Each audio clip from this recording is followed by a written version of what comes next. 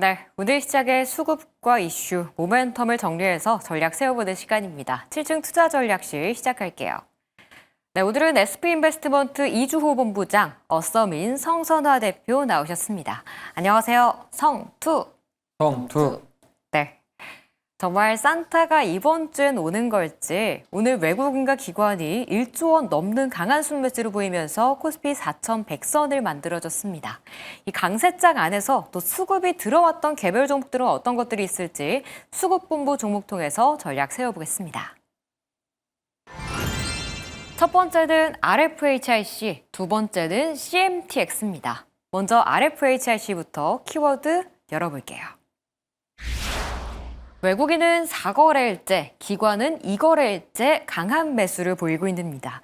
이에 오늘 정규장에서 13% 급등하면서 거래를 마쳤는데요. 어떤 모멘텀에 들어오는 수급일지 첫 번째 종목으로 전략 세워볼게요. 네, 먼저 이주호 의원부터 한 주를 평가해 주시죠. 방산, 우주 관련 수주 증가에 대한 기대감이라고 말씀드리겠습니다. 네, 통신, 방산, 인프라 확장의 수혜주라고 말씀드리고 싶습니다. 네. 오늘 우주 대폭발의 날이다 이런 평가도 있긴 하던데 그중 특히 RFHIC가 급등을 보이면서 신고가 부근까지 또 올라와주기도 했거든요. 아까 이주 요원의 한마디를 좀 듣다 보니까 수주 증가 기대감을 좀 짚어주셨는데 그래서인지 증권사에서도 실적이 굉장히 좋을 거란 좀 평가를 내고 있더라고요. 정확하게 어떤 내용들 때문인지 좀 설명해 주시죠. 네, 일단은 지금 이제 RFHIC 같은 경우는 많은 분들이 아시겠지만 통신 장비에 필요한 전력 증폭기 사업을 하고 있습니다.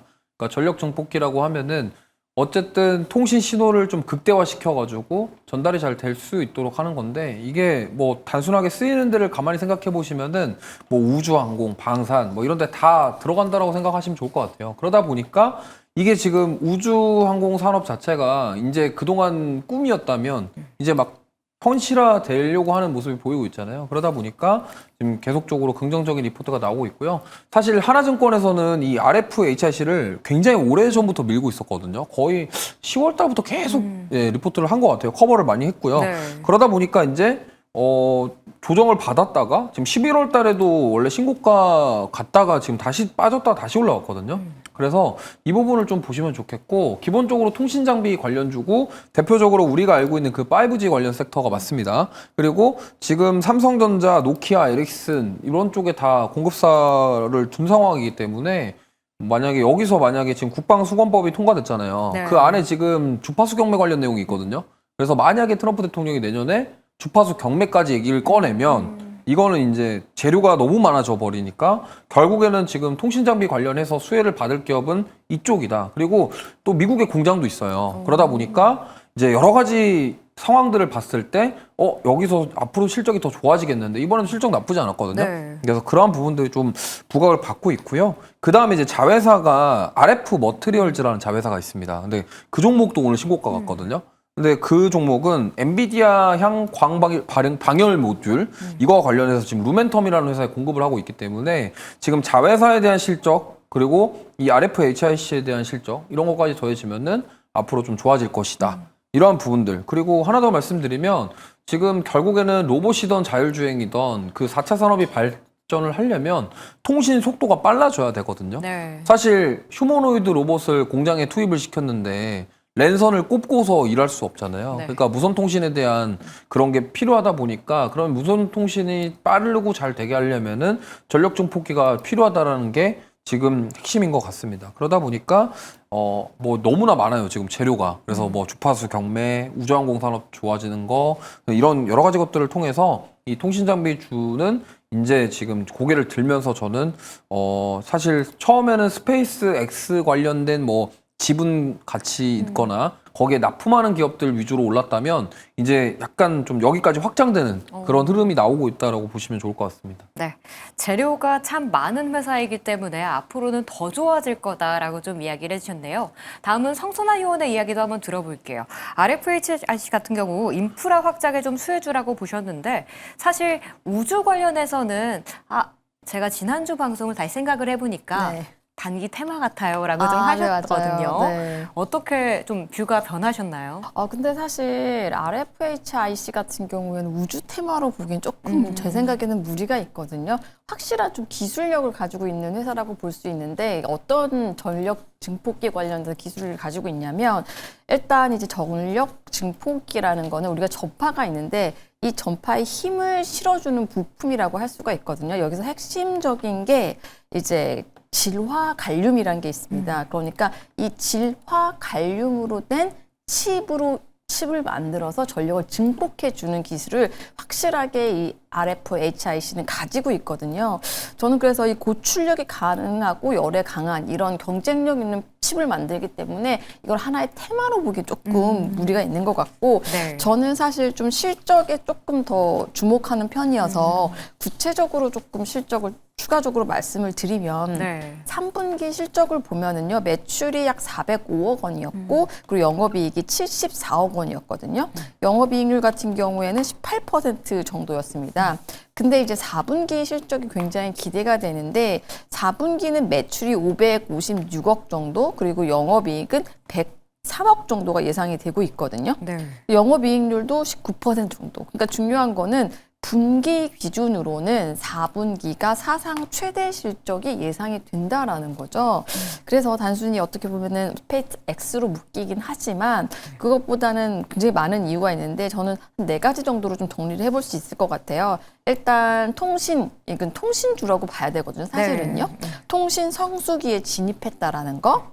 그리고 이제 방산 수주 물량이 매출로 인식된다라는 거. 그리고 자회사 실적 기여가 확대된다라는 거, 그리고 이제 고마진 제품 비중이 확대된다. 이런 것들이 맞물리면서 4분기에 사상 최대 실적이 기대되기 때문에 저는 뭐 지금은 굉장히 고가권에 있기 때문에 막 진입하기엔 약간 조금 무서울 수는 있겠지만 볼린저 밴드 하단까지 지금 보면 언제였죠? 11월 24일 같은 경우에는 볼린저 하단까지 분명히 내려간 적이 있었거든요. 네. 그래서 제가 볼 때는 요 정도 조정이 나오는 시점이 된다라고 하면 충분히 관심 있게 봐서 저점으로 분할 매수에 갈 수 있는 종목으로 보고 있습니다. 네. 네. 테마도 테마지만 실적 기반으로 굉장히 우수한 회사다라고 좀 말씀을 주셨지만 지금은 또 가파르게 올라온 측면이 있기 때문에 좀 11월에 좀 저점이었던 뭐 25,000원 그쯤까지 밀렸을 때를 노려서 분할로 매수해보자라는 가격 전략까지 한꺼번에 좀 들어봤습니다. 그러면 이제 이조영과 조금 더 깊은 이야기를 좀 나눠볼게요. 아까도 하나증권에서 계속 긍정적으로 좀 커버를 했다라고 좀 말씀을 주셨었는데 또 리포트를 제대로 찾아보니까 내년을 보고 연말에 매수할 종목이라고 좀 평가를 하더라고요. 네. 근데 지금 가격에서 연말에 또 매수해도 되는 걸지 조금 저는 걱정이 되기도 하는데 네. 신규 진입 가능할까요? 네, 가능하다고 생각하고 있고요. 사실 트럼프 1기로 돌아가면 월봉을 보시면은 이게 7,000원이었던 때가 있었는데 고점이 48,000원이었습니다. 그러니까 그때 이제 통신 장비 주들 이제 텐베거 나올 때 그때거든요. 네. 이때가 트럼프 1기 때. KNW. 네, 맞아요. 그게 다 5G 종목군들 차트 보시면 대부분 이런데 지금 RFHIC는 회복이 굉장히 빨라요. 다른 종목에 비해서. 그러다 보니까 지금 단기적으로 보면은 이번 달만 지금 30% 올라서 네. 많이 오른 것 같지만 그래도 여기서 만약에 확실하게 돌파 안착하면은 48,000원까지도 한번 노려볼 수 있지 않겠냐. 왜냐하면 지금 뭐 HBVM, 스피어, 미래에셋벤처 투자 이런 종목들 보시면요. 예, 그냥 우주로 날아갈 날아가고 것처럼 있죠, 네. 정말 잘 갑니다. 그러다 보니까 지금 뭐 통신 장비주가 맞는데 우주랑 엮인 거는 결국엔 통신에 대한 부분 때문에 연결이 된 것 같습니다. 그래서 제가 봤을 때는 충분히 가능하다라고 생각하고 있고요. 지금 딱 보시면 일봉으로 보면은 거의 이제 흡사 V자 반등 느낌이거든요. 네. 그럼 여기서 만약에 37,000원 돌파하면은 추가 상승도 가능하다라고 생각을 하고 있어요. 그래서 저는 뭐 보유하고 계신 분들은 조금 더 들고 가셔도 좋을 것 같고 신규로 접근하기에도 저는 괜찮은 가격대라고 생각합니다. 그래서 5G 섹터가 대표적으로 많이 못 올랐기 때문에 특히나 이제 하나증권에서 커버를 강하게 하고 있는 이유는 아마 내년에 주파수 경매를 보고 있는 것 같아요. 그러다 보니까 이제 국방수권법이 원래 통과가 안 됐으면 모르겠는데 그 네. 통과가 됐고 그 안에 지금 이 주파수 경매 내용이 있기 때문에 결국에는 이쪽으로 진행될 가능성이 높다. 그리고 지금 미국이 중국을 견제하기 위해서 오픈랜 시장을 적극적으로 이제 활성화시킬 거라고 생각을 하고 있거든요.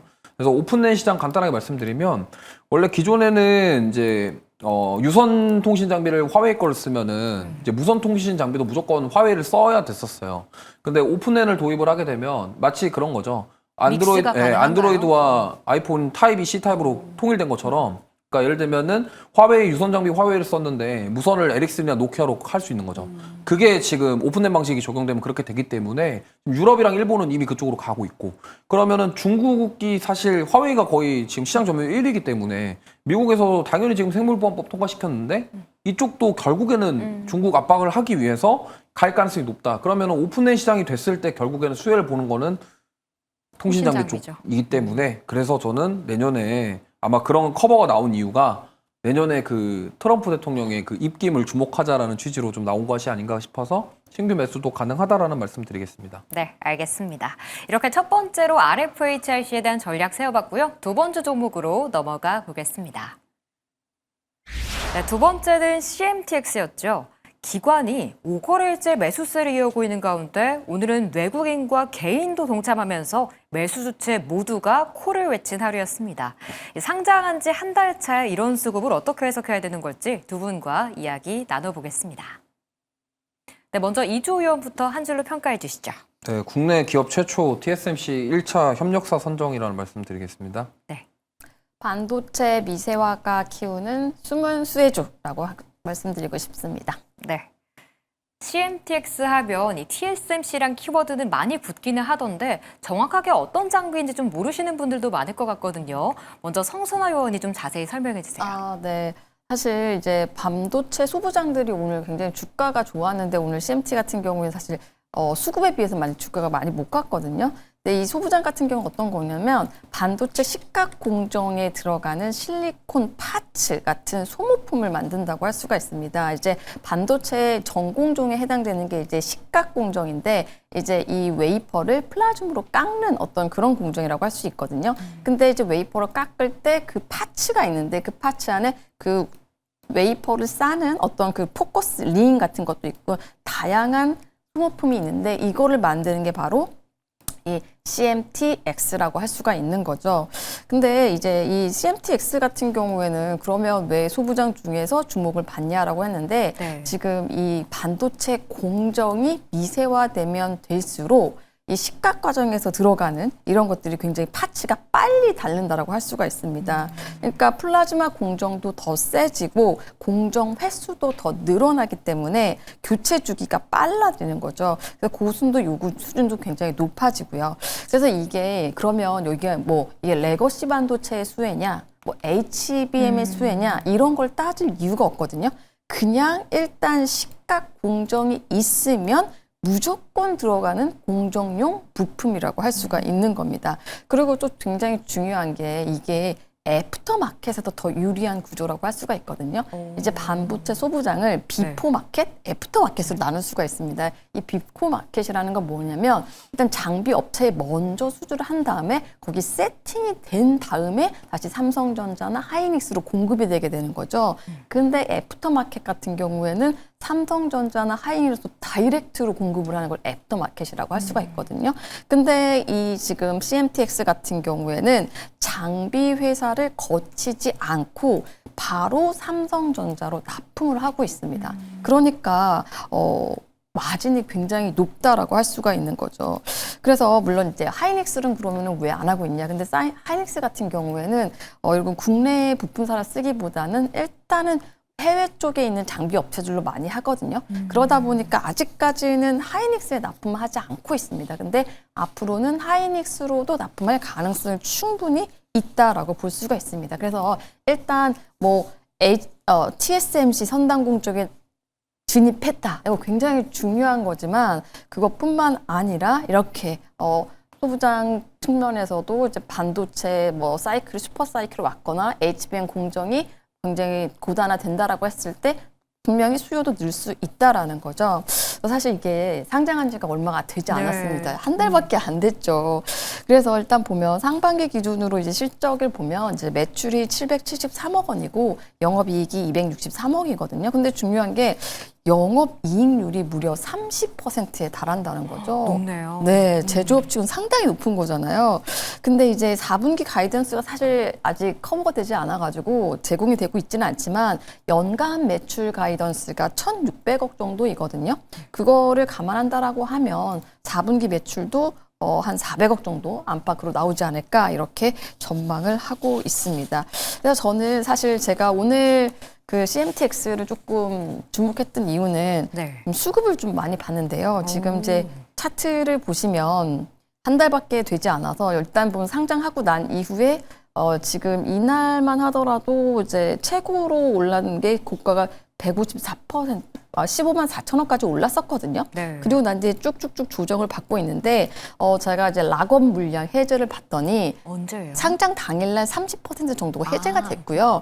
지금도 사실 거의 오늘 같은 경우에도 거의 한 달째가 됐는데 한 달째 되는 때도 한 10% 이상씩 락업 물량 해제가 되고 있더라고요. 제가 수급을 구체적으로 봤더니 기타 투자자들에서 기관에서 물량을 매도를 했는데 그걸 외국인이 싹 다 받고 있더라고요. 그래서 제 생각에는 일단 이제 기관 락업 해제 물량이 풀렸는데 그거를 일단 외국인들이 다 받았다라는 거가 굉장히 중요한 거로 보고 있고 일단 물론 이제 상장 당일에 고가권에서 약간 물량이 있을 수는 있겠지만 이렇게 신규 상장주 같은 경우에도 굉장히 가볍게 이렇게 올라갈 수 있고 그리고 그동안에 있었던 그 소부장하고는 약간은 좀 성격이 다른 측면이 있기 때문에 충분히 경쟁력이 있다라고 생각하고 저는 이 CMTX 같은 경우에 지금도 충분히 신규로 진입이 가능하다 이렇게 보고 있습니다. 네. 애프터마켓에서 좀 쓰이는 거기 때문에 다른 소부장 대비 좀 경쟁력이 높은 회사다라고 좀 설명을 해주셨고요. 가격 전략 같은 경우에도 최근에 기관 락업 물량을 외국인이 다 받아가고 있고 또 바닥을 다지고 좀 올라오고 있는 구조이기 때문에 지금도 충분히 신규로 접근할 수 있는 위치다라는 의견까지 주셨습니다. 다음은 이주호 의원과도 좀 이야기를 해볼게요. TSMC 키워드를 늘 되게 강조하긴 하더라고요. 일단은 저는 아까 말씀하신 그 폐파츠죠. 리사이클링에 좀 주목하셔야 될 것 같고요. 결국에는 비용을 줄일 수 있는 거기 때문에 이 부분에 있어서 좀 필요하지 않나 이렇게 생각을 하고 있고 아까 말씀하신 것처럼 식각 공정에 꼭 필요한 소재 중에 하나라고 생각하시면 될 것 같습니다. 그래서 저는 이러한 부분들이 좀 부각을 받을 것이다. 그리고 오늘 소부장 단에서 대부분 다 반등이 나왔지만 네. 사실 지금 전공정에 있는 쪽은 많이 올랐어요. 증착 장비나 식각 장비 하는 기업들은 지금 많이 올랐다가 최근에 좀 쉬었다가 다시 반등 나오는 국면인데 사실 CMTX라던가 기타 이제 소재 부품 회사들 중에 이렇게 못 올라간 기업들이 꽤 많이 있어요. 그래서 지금 이러한 부분들이 좀 부각을 앞으로 받을 가능성도 있다라고 생각하고 있고 그다음에 에이직 시장이 점점 미세화되고 있잖아요. 그러니까 네. 점점 이제 좀 웨이퍼가 작아지고 그 안에다가 최대한 많은 거를 넣어야 되는 상황이 좀 만들어지고 있기 때문에 그거에 대해서 좀 최근에 부각을 받을 수 있는 종목군들이 좀 상승이 나오고 있다라고 저는 생각을 합니다. 그래서 오늘 이따가 말씀드릴 종목도 소부장에서 하나 가져왔는데요. 그래서 이러한 부분에 대한 미세 공정에 대한 안정성, 그런 소모품에 대한 부각 이런 것들이 지금 최근에 좀 상승하고 있는 배경이 아닌가 이렇게 생각하고 있습니다. 저도 역시나 좀 많이 못 올랐고 그동안 조정을 많이 받았기 때문에 신규로 지금 접근 충분히 가능하다라고 생각하고 있고요. 보유하고 계신 분들은 좀 밑에서 잡으신 분들은 수익권이겠지만 그동안 좀 빠질 때마다 좀 담아 가신 분들은 여전히 지금 이제 올라오는 국면이라서 추가로 시세도 한번 기대해 볼 수 있겠다라는 말씀까지 드려보겠습니다. 네, 반도체 소부장주들 올라오고 있는 구간에서 CMTX에 대한 전략까지 좀 세워봤습니다. 그렇다면 오늘 시장에서 또 이슈가 있었던 종목들은 어떤 것들이 있을지 이슈본부 종목으로 넘어가 보시죠. 네, 첫 번째는 이노스페이스, 두 번째는 미래에셋 벤처투자입니다. 먼저 이노스페이스부터 키워드 확인해 볼게요. 네, 내일 새벽에 첫 상업 우주 발사 재시도에 나서는 회사입니다. 드디어 정말 내일 새벽에 이루어질 것으로 보이는데요. 이 디데이를 앞두고 오늘 연고점을 경신한 구간에서 어떤 전략이 필요할지 의견 나눠보겠습니다. 네, 이주호 의원부터 한 줄로 평가해 주시죠. 네, 아까 말씀하신 한빛 나노 발사 내일 새벽 23일 날 제시도한다라는 말씀드리겠습니다. 네, 첫 상업 발사 카운트다운으로 말씀드리고 싶습니다. 네. 정말 이 우주 산업에서 이 코리아에 확신한 각인을 시켜줄 수 있는 좀 계기가 될 것 같긴 한데 이게 또 사실 이게 세 차례 시도하는 거잖아요. 이번에 또 실패했을 땐 또 어떠한 리스크를 감수해야 되는지 좀 궁금하긴 하거든요. 먼저 이주호 의원부터 이 포인트 짚어주시죠. 네, 일단 실패를 하면은 충격은 받겠죠. 네. 왜냐하면 단기간에 좀 많이 올라왔으니까. 근데 지금 섹터 전반적으로 지금 분위기가 좋기 때문에 저는 오히려 만약에 실패를 해도 좀 차익 매물이 나올 수 있겠지만 이게 너무 크진 않을 것 같아요. 그러니까 근데 지금 워낙 지금 이 동사 같은 경우가 시총이 좀 작다 보니까 네. 변동성이 계속 크거든요. 그러니까 오늘 같은 경우도 아까 마이너스 8% 갔다가 지금 플러스 20% 갔다가 종가가 이제 13% 마감했는데 네. 그만큼 지금 변동성이 큽니다. 근데 그 이유는 시가총액이 좀 작아서 그렇거든요. 근데 만약에 이게 이제 성공하게 될 경우에는 제가 봤을 때는 세론보다도 오히려 이제 민간 뭐 최초 이런 거 붙으면서 상승이 나올 가능성이 높다라고 생각하고 있고 지금 스페이스 X에 대한 기대감 속에서 지금 그 안에 우주항공 붙어 있는 5만 것들이 다 가고 있거든요. 그래서 이것도 약간 테마 성향도 없진 않지만 그래도 명확하게 지금 민간 발사에 대한 기대감이 있고 또 우주항공 시장 규모 자체가 지금 약 550조인데 2030년에는 1350조 정도로 엄청 크게 성장할 예정이라고 합니다. 그러다 보니까 이러한 기대감들 여러 가지 것들이 지금 주가에 반영되고 있다고 볼 수 있겠고요.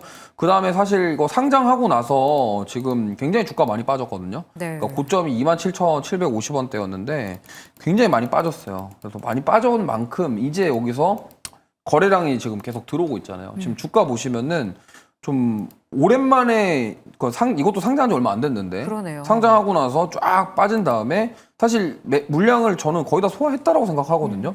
그러고 나서 지금 이만큼 거래량이 나온 부분이라서 저는 이 거래량 보면은 약간 요즘에 올라가는 종목군들이 다 출발 전에 약간 뭐랄까요 예열을 한다고 해야 될까요? 네. 이런 식으로 거래량이 붙으면서 예열하고 올라가는 경우가 있기 때문에 이 점을 감안하신다면 네, 충분히 지금 신규로도 공략할 수 있지 않을까 이렇게 생각을 하고 있습니다. 네. 내일 결과가 좀 어떻든 간에 그래도 리스크를 감수하고 좀 여기까지 왔다는 점이 그래도 좀 인상적이다라고 좀 보이는 회사이기도 한데 신규 상장한 이후 물량도 좀 어느 정도 소화한 것 같아 보이고 최근 시세가 나는 종목들을 보자면 이렇게 좀 거래량이 들썩들썩하는 경우가 많기 때문에 이노스페이스 종목도 지금 구간에서 충분히 신규로 접근해봐도 괜찮다라는 전략까지 좀 주셨습니다. 다음은 성선아 의원의 이야기도 좀 들어볼게요. 여기서 좀 우주 관련한 모멘텀도 있기는 하지만 또 신규 상장주들이 요즘 특히 또 끼 있게 움직이는 것 같긴 하거든요. 네. 이 종목은 어떻게 보세요? 사실 저는 이 이노스페이스를 해외 어떤 종목과 같이 보고 있냐면 인투이시브 머신즈랑 같이 보고 있거든요. 네. 왜냐하면 사실은 지난 금요일에 25% 급등을 했거든요. 제 생각엔 스페이스 X의 이 모멘텀이 내년 6월 상당할 때까지는 계속 될 것 같거든요. 그래서 여기서 또 옥석을 가리는 게 굉장히 중요한데 이노스페이스 같은 경우에는 저는 의미가 있다라고 보는 게 국내 최초의 이제 민간 어떤 로켓 발사 회사인 거잖아요. 그러니까 이노스페이스가 해주는 일이 위성을 대신 발사시켜주는 서비스인 거거든요. 저는 그래서 이 시간을 봤더니 네. 23일, 그러니까 내일 새벽 3시 45분이더라고요. 맞아요. 그리고 또 장소를 봤더니 브라질 알칸티라 우주센터더라고요. 그러니까 이게 보니까 이제 왜 그러면은 굳이 브라질까지 가서 발사를 하냐. 그러면 이제 적도에 가까운 위치 덕분에 지구 자전 속도를 활용해서 로켓 연료를 절약할 수가 있다고 하거든요. 그러니까 성공 확률을 좀 높일 수 있다라고 합니다. 그래서 제 생각에는 일단은 이번에 성공한다라고 하면 주가가 이제 로켓 라이딩을 하지 않을까 저는 세론보다는 네 그렇게 생각을 하고 있고 일단은 어떻게 그러면 이노스페이스는 돈을 버는 회사인가? 이 회사는요. 그러니까 이제 일단 대신 이렇게 위성을 쏘아 올려주는 거죠. 한 번 쏘아 올려줄 때마다 그 서비스로 인한 비용을 받게 되는 거니까 만약에 이게 성공한다라고 보면 굉장히 큰 의미가 있다라고 보고 이제 한 번 성공한 것 자체가 굉장히 좋은 어떤 레코드가 쌓이는 거니까 다른 회사들도 또 해달라고 할 수 있는 거거든요. 그래서 저는 이노스페이스 같은 경우에는 지금 당장 이렇게 어떻게 말씀드리기보다는 내일 새벽에 발사 성공 여부를 보고 네, 판단하자 이렇게 말씀드리고 싶습니다. 근데 만약 실패한다. 근데 저는 실패한다라고 하면 이걸 따라 들어가는 건 조금 리스크가 있다라고 생각을 하고요. 그때는 조금 관망하는 게 맞지 않나 이렇게 생각을 합니다. 네. 성공과 실패 여부를 좀 확인하고 네. 그래도 투자는 해보자라는 의견 주셨습니다. 그렇다면 이제 두 번째 종목으로 이야기를 넘어가 보겠습니다. 네, 두 번째는 미래에셋 벤처 투자를 살펴볼 텐데요. 스페이스X 상장 관련해서 수혜를 볼 것으로 전망되고 있습니다. 대장주로 확실히 좀 자리를 굳혀가고 있는데 어떻게 투자해야 되는 걸지 두 분과 전략 세워보겠습니다. 네, 이주호 의원부터 한 줄로 평가해 주시죠. 네, 저는 세미5 IPO 기대감까지라고 말씀드리겠습니다. 네, 저는 스페이스X 대표 수혜주라고 말씀드리고 싶습니다. 네. 대표 종목인 건 이미 시장에서 이젠 그렇게 네. 평가를 받은 것 같아요. 근데 네. 방금 전 성선아 의원이 스페이스X 모멘텀 내년 6월까지 갈 것 같다라고 네, 네. 좀 이야기를 주셨는데 네. 그러면 이 종목도 내년까지 또 봐야 될까요? 저는 충분히 볼만하다고 생각하고 저는 사실 제가 이제 기자 생활할 때 IB 쪽 취재를 하면서 이런 VC들을 취재를 했었거든요. 근데 VC들이 원래 상장을 잘 안 합니다. 왜냐하면 VC들이 상장을 하게 되면 내가 어떤 투자를 했는지를 사실 주주들한테 다 오픈을 해야 되잖아요. 네. 그래서 뭐 한국투자벤처스 같은 경우에도 상장을 안 하고 있거든요. 근데 사실 VC 중에서도 상장한 데들이 그렇게 많지 않은데 미래에셋 벤처 투자 같은 경우에 상장한 VC 중에서도 규모가 상당히 크다라고 볼 수가 있고 지금 현재 VC 같은 경우에 운용자금이라고 AUM이라고 하는데 그게 상당히 중요하거든요. 네. 그 AUM 같은 경우도 한 1.7조 정도 되니까 상당히 큰 규모다라고 할 수가 있고 사실 이제 스페이스X로 지금 보면 거의 3거래일 연속 상한가가 네. 갔거든요. 많이 올랐죠. 근데 전 지금 진입한다라는 어떤 그런 의미보다는 미래에셋 벤처 투자가 왜 이렇게까지 주가가 오르는 건지 그거를 조금 정확하게 알 필요가 있다라고 생각을 하거든요. 네. 근데 이 미래에셋은 사실 투자를 할 때 혼자서 투자를 하지 않습니다. 거기 그룹사들이잖아요. 그러니까 사실 어떻게 보면 우리 LP라고 하는 쩐주들이 있는데 쩐주들한테 이렇게 돈을 다 이렇게 좀 모아서 하거든요. 사실 가장 투자를 많이 한 데는 미래에셋 증권입니다. 네, 그래서 총 그룹으로 투자한 돈이 지금 현재 달러로 하면 2억 7,800만 달러. 그러니까 우리 돈으로 사실 4,100억 원 정도거든요. 사실 규모가 사실 크지는 않아요. 제가 네. 봤을 때는. 근데 그때 당시에 스페이스X, 네, 그때 기업 가치가 1,270억 달러였는데 지금 평가가 지금 8,000억 달러 정도니까 계산상으로 평가 이게 5배 정도가 평가 이게 난 거죠. 근데 이제 사실 투자금은 미래에셋 증권이 더 많이 냈기 때문에 돈을 더 많이 버는 쪽은 미래에셋 증권이거든요. 네. 근데 중요한 거는 VC가 어떤 게 있냐면 VC는 여러 개를 이제 투자를 하다가 하나가 대박이 빵 터지게 되는 그런 구조거든요. 근데 사실은 이제 미래에셋 벤처 투자에서 하나 대박이 빵 터진 거죠.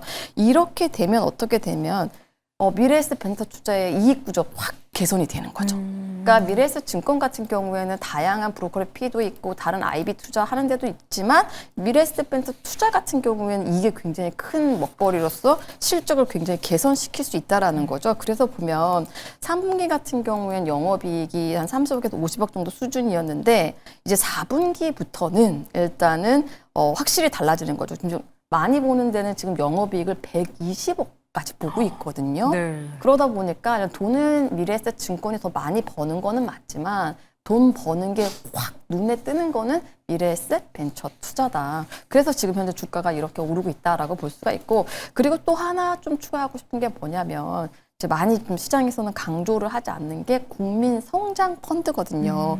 이게 사실은 이제 주식에 영향을 많이 못 미치는 이유가 이 자금 자체가 주식 시장으로 다이렉트로 들어오는 게 아니라 VC나 PE를 통해서 들어오기 때문인 거거든요. 그러니까 이런 자금줄이 모였을 때 직접 돈을 쏠 수가 없으니까 이런 VC나 PE한테 좋은 기업을 선별해서 대신 투자를 해줘 이렇게 맡기게 되거든요. 보면은 VC나 PE한테 가장 중요한 게 이런 자금이거든요. 네. 정부에서 자금이 오면 아까 말씀드렸던 AUM이 늘어나는 효과가 있거든요. AUM이 늘어나면 거기에 대한 수수료가 늘어납니다. 그래서 사실 VC가 이 국민 성장 펀드의 최대 수혜라고 할 수가 있거든요. 근데 말씀드렸다시피 이제 미래에셋 벤처 투자도 상장사 중에선 규모가 크기 때문에 물론 우리나라의 VC가 200개가 넘거든요. 그 중에서도 정부의 돈을 받을 수 있는 데는 사실 소수밖에 되지 않습니다. 근데 미래에셋 벤처 투자는 충분히 받을 수 있을 거라고 시장에서 생각을 하는 거죠. 그래서 저는 단순하게 스페이스 X 모멘텀만으로 이렇게 주가가 뭐 3거래일 연속 상한가를 갔다라고 생각은 하지는 않고요.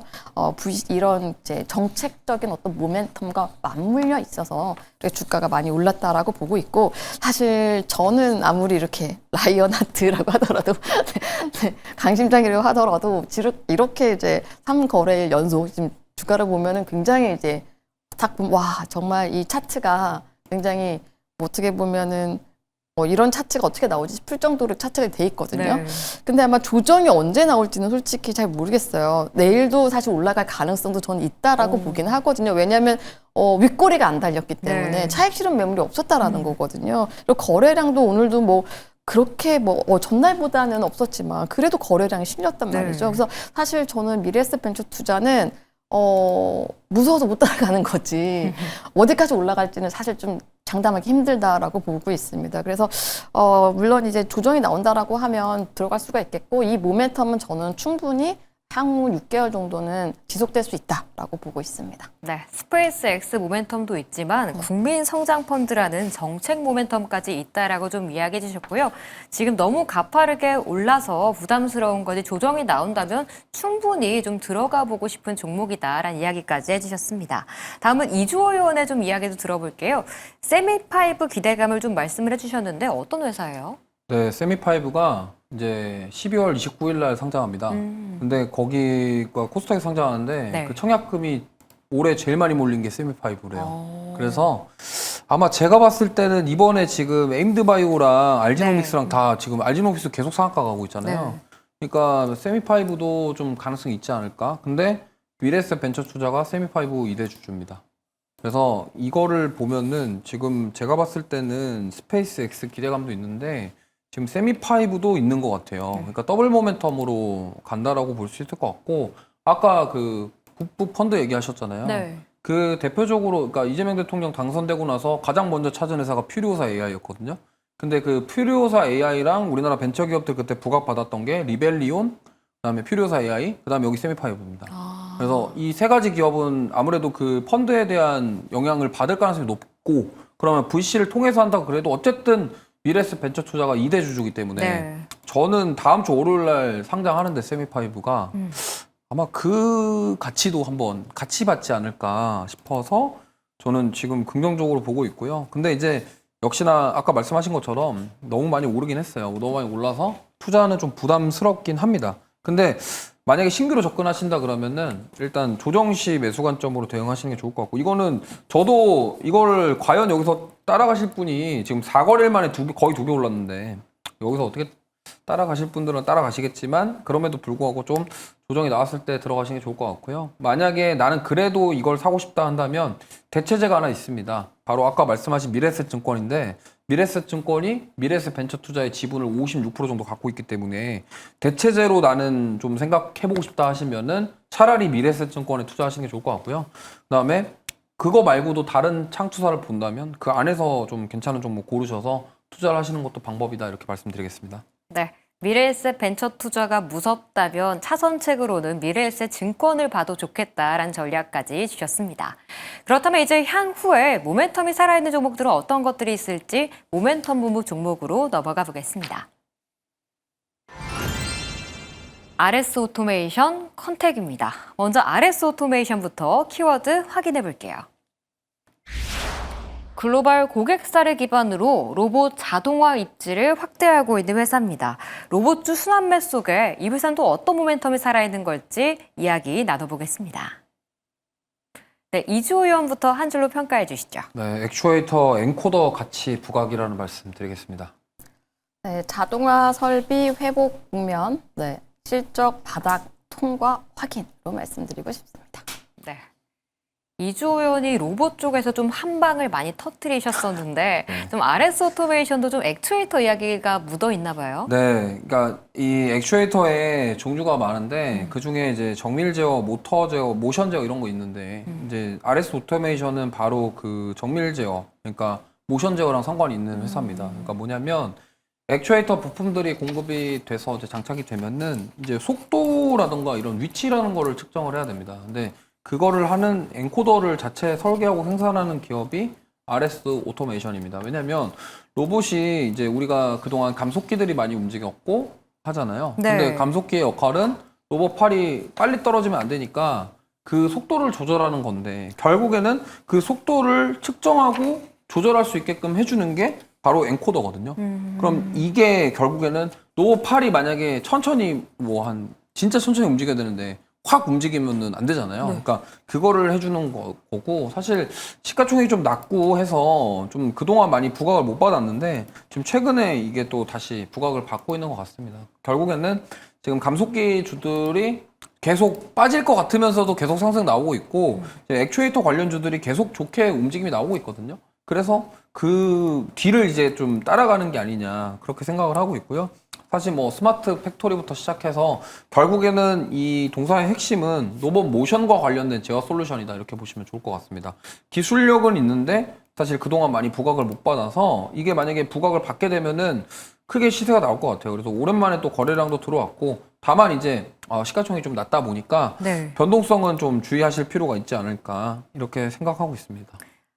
사실 SPG 같은 경우에도 좋은 회사라고 다 알려졌었는데 시장에서 평가를 못 받았던 종목이기도 하잖아요. RS 오토메이션도 좀 시총이 작다라는 좀 약점이 있긴 하지만 기술력은 좀 충분하다라고 좀 이야기해 주셨네요.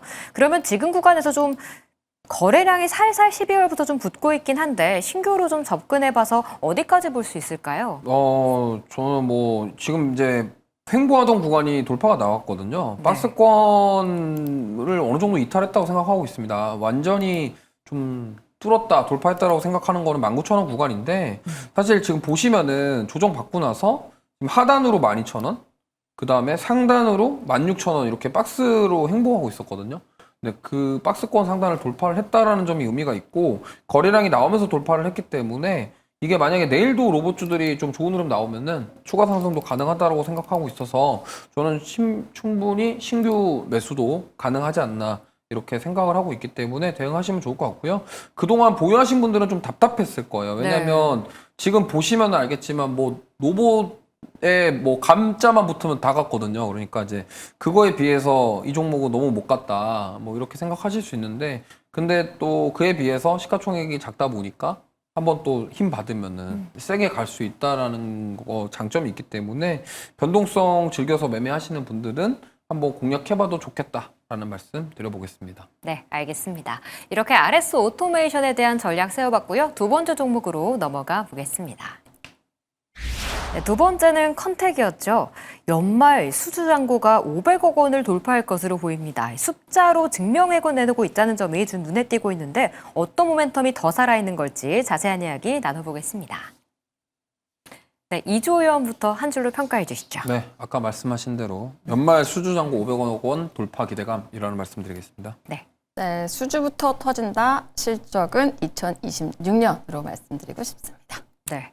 이 수주 물량이 좀 내년 실적에 반영이 될 것으로 좀 보인다라고 좀 말씀을 주셨는데 성선화 의원의 이야기 한번 들어볼게요. 네, 사실 이제 이것도 우주항공 테마로 볼 수도 있긴 있는데 네. 저는 이건 약간 좀 구분을 해야 된다라고 보는 게 지금 우주항공 테마에 대한 어떤 접근은 저는 한 2, 3년 전에 로봇과 비슷하다라고 볼 수가 있거든요. 그때 실적이 전혀 안 찍혔었어요. 근데 지금 우주항공도 안 가는 이유가 실적이 안 나와서 그렇거든요. 근데 이제 나오기 시작했다라는 거. 전 그게 굉장히 중요하다고 봅니다. 그래서 우주항공 테마 중에서도 진짜로 앞으로 실적이 확실하게 찍힐 걸로 예상되는 그런 종목들은 저는 볼 필요가 있다라고 보거든요.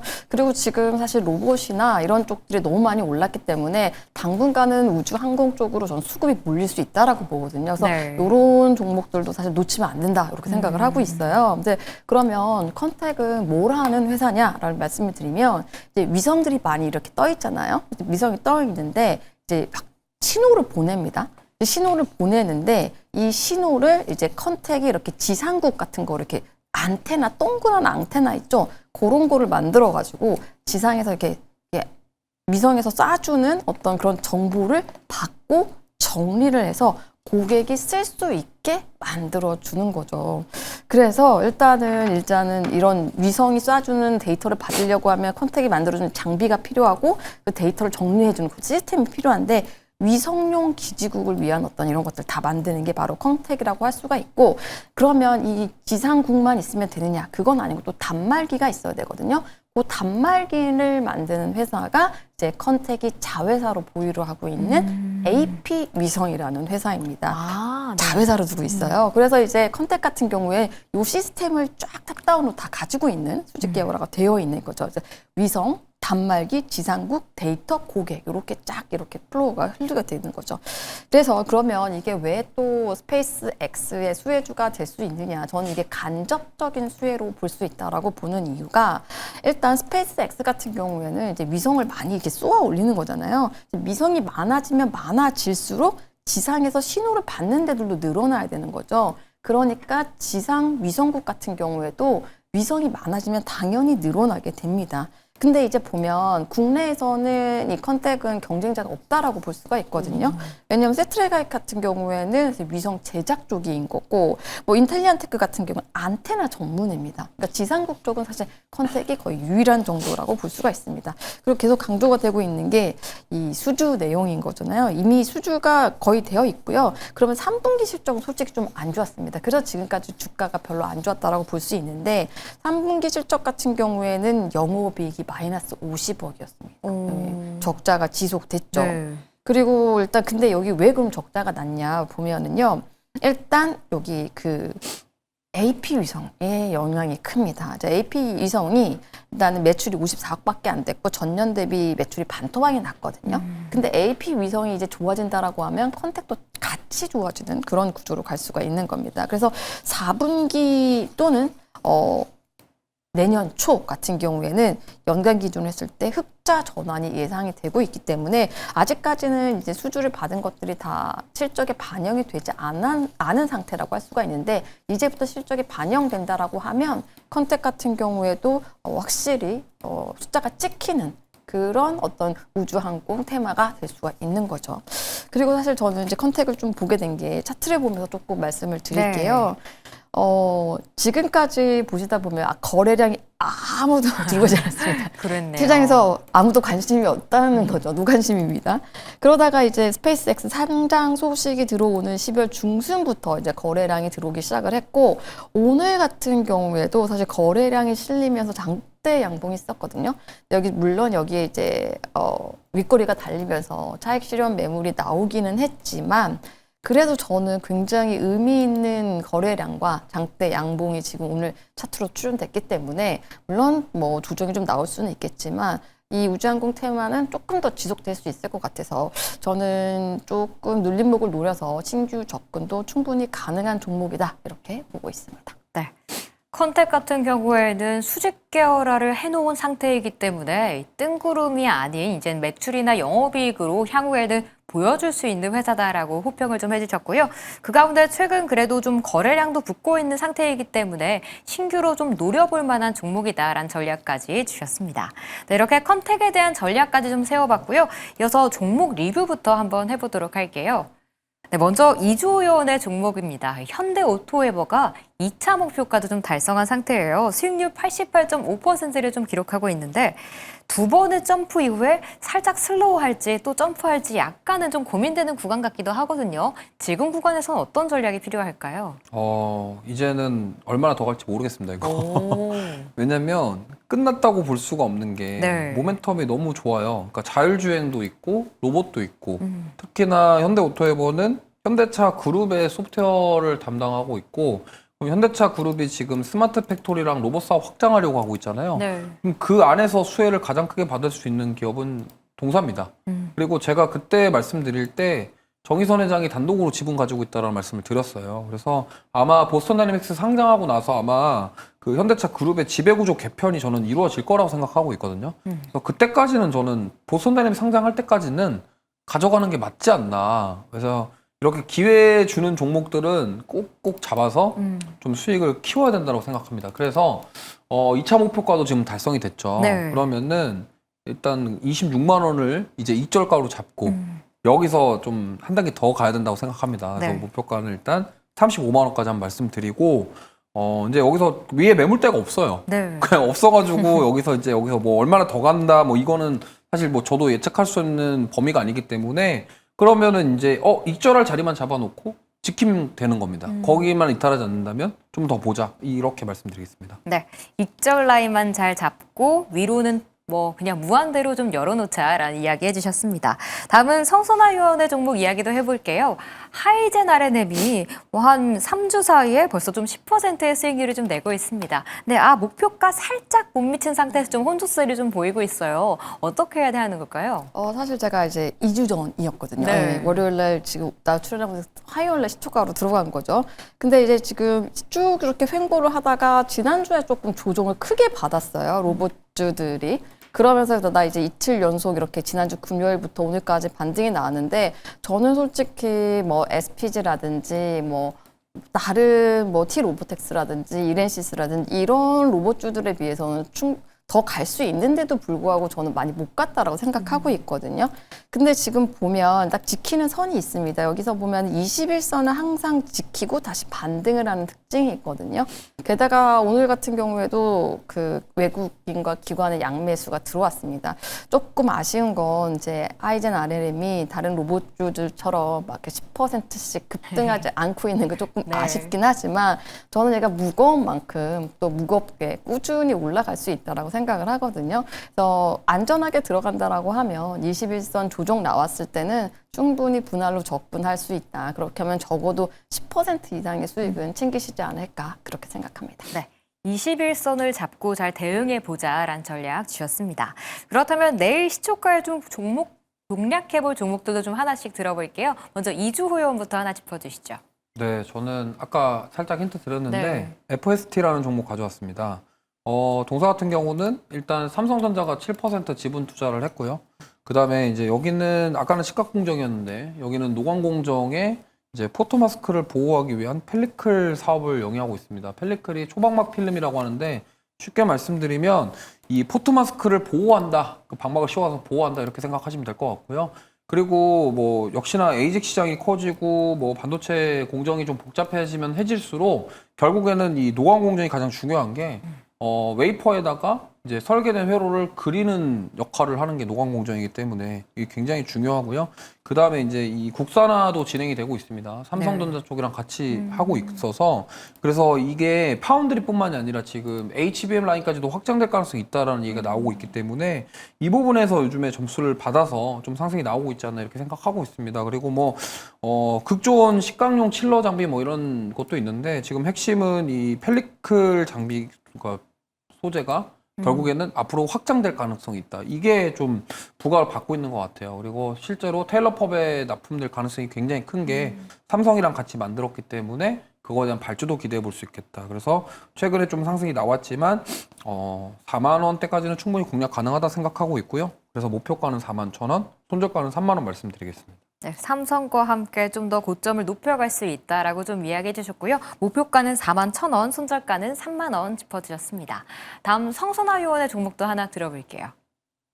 네, 저는 약간 좀 가벼운 종목. 네, 제가 그동안에 가져왔던 종목들보다는 제가 시총이 작지만 그래도 지금 뭐 반도체 쪽 소부장도 묻어 있고 어떻게 보면은 단독으로 어떻게 보면 실적이 개선될 수 있는 그런 종목을 가져놨는데요. 바로 세크입니다. 네. 이름이 조금 생소하신 분도 있으실 네. 것 같아요. 근데 일단은 제가 이 세크를 굉장히 긍정적으로 본 이유 중에 하나는 어떻게 보면은 딱 하나, 뭐 반도체면 반도체, 2차 전지면 2차 전지, 방산이면 방산, 이렇게 전방 사업인 딱 하나인 기업이 아니거든요. 그래서 다 묻어서 잘 갈 수 있는데 핵심 기술이 있습니다. 이 핵심 기술은 이제 안 보이는 분량을 엑스레이로 찍어가지고 검사하는 거라고 할 수가 있거든요. 우리도 보면 이제 어떻게 신체 검사 같은 거 받을 때 엑스레이 같은 거 찍잖아요. 네. 그럼 딱 보이잖아요. 어디가 이렇게 잘못됐는지. 이런 기술을 가지고 있는 기업이라고 할 수가 있습니다. 그래서 내부를 찍지 않고 검사를 할 수 있는 이 장비. 근데 여기서 중요한 게 그 엑스레이를 쏘는 게 중요한 게 아니라 그 엑스레이를 쏘는 심장 같은 부품이 있거든요. 그거를 TUBE, 튜베라고 하는데 요 기술을 가지고 있습니다. 근데 다른 회사들 같은 경우에는 이것을 외부에서 가지고 와서 엑스레이를 쏘는 검사 장비를 만드는데 이 세크 같은 경우는 자기가 원천 기술을 가지고 있기 때문에 이게 사실은 굉장히 큰 경쟁력이라고 볼 수가 있고, 그러면 이게 왜 반도체, 2차 전지, 방산에 다 쓰이냐? 근데 중요한 게 어떤 그 기계가 있으면 그걸 다 해부해서 만약에 분량을 잡아내야 된다라고 하면 굉장히 번거롭습니다. 근데 그렇게 하지 않는다는 게 굉장히 중요한 거거든요. 반도체 같은 경우에 요즘에 굉장히 선단 공정들이 늘어나고 있잖아요. 그럼 HBM이라든지 안 그러면 첨단 패키징, 후공정 같은 경우에 이 세크가 만든 이런 검사 장비로 하면 훨씬 더 쉽게 분량을 잡아낼 수가 있는 거죠. 그래서 일부 웨이퍼 전 공정에서 쓰이지만 현재 반도체에서 가장 많이 쓰이고 있는 거는 후공정, 패키징 단계에서 굉장히 많이 쓰이고 있고요. 그리고 2차 전지 같은 경우에도 이 엑스레이 검사로서 분량을 잡아낼 수가 있습니다. 그리고 방산 같은 경우에도 내부의 결함을 이 엑스레이를 찍어서 찾아낼 수가 있기 때문에 이 반도체, 2차 전지, 방산 이렇게 골고루 일단 납품을 하고 있고, 반도체 쪽에서도 굉장히 확실한 고객사가 있는데 바로 하이닉스입니다. 하이닉스 같은 경우에는 이 HBM을 많이 만들고 있잖아요. 그 HBM의 엑스레이 검사 장비를 실제로 쓰고 있습니다. 그래서 이미 매출도 이쪽으로 해서 발행을 하고 있고요. 그리고 이제 2차 전지 쪽에는 LG 에너지 솔루션, 그리고 방산 쪽에선 하나 에어로스페이스, 이렇게 국내에서 주요 고객사들이 이미 있습니다. 근데 중요한 게 이 기계 한 대당 가격이 굉장히 비싸거든요. 일단 반도체 엑스레이 장비 같은 거 한 대당 20억에서 40억 정도 하고 있고, 근데 방산용 같은 경우에는 70억에서 90억, 그리고 이제 배터리 장비 같은 경우에 10억에서 20억 정도 하거든요. 근데 지금은 사실 실적이 좋지 않은 이유가 그동안 수주는 해놨지만 실제로 납품을 하는 게 조금 딜레이가 됐기 때문인데, 이제 그 납품을 납기가 다 된다라고 하면 실적도 굉장히 좋아진다고 할 수가 있고, 올해 3분기부터는 흑자 전환에 들어갔습니다. 이 기업 역시 수주 잔고가 500억이기 때문에 앞으로 이 수주 잔고가 실제로 매출을 찍히면 충분히 실적 개선도 기대된다라고 볼 수가 있습니다. 네. 차트를 보면서 좀 설명을 드리면, 일단 최근에 좀 거래량이 들어왔다가 좀 횡보를 조금 했죠. 네. 그러다가 다시 한번 또 거래량이 들어왔고 지금 조정을 받고 있는데, 저는 사실 이런 차트도 어떻게 보면 다시 한번 올라갈 수 있는 눌림목이라고 보고 있거든요. 일단 거래량이 한 번 실리고 두 번 조정받고, 거래량이 한 번 실리고 또 두 번 이 거래일 연속 조정을 받았잖아요. 그래서 한 번 더 추가적인 상승도 갈 수 있겠다라고 보고 있고, 제 목표가는 17,000원이고요. 손절가는 12,000원으로 하겠습니다. 네.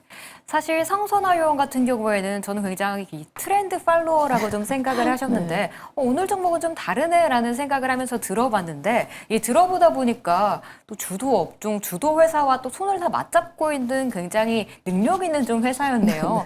네, 세크 같은 경우 목표가 17,000원, 손절가 12,000원 짚어주셨다는 점 잘 활용해 보시길 바라겠습니다. 네, 오늘 두 분의 요원과 오늘장부터 내일장 전략까지 세워봤습니다. 두 분은 여기서 오늘 보내드릴게요. 오늘 말씀 감사합니다.